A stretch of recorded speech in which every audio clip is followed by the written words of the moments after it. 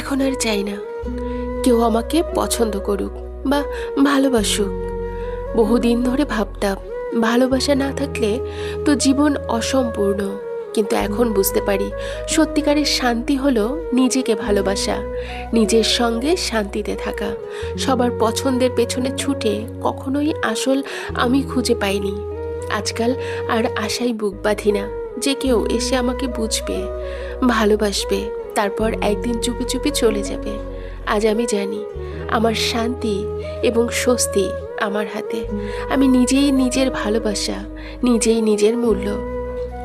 আর কেউ যদি আমাকে পছন্দ নাও করে তাতে কিছুই যায় আসে না। তাদের পছন্দ আমার অস্তিত্বকে প্রভাবিত করতে পারে না, আর তাদের অভাব আমার শখ বা সুখ নষ্ট করতে পারে না। আমি এখন পুরোটাই নিজের কাছে, নিজেই নিজের প্রিয়।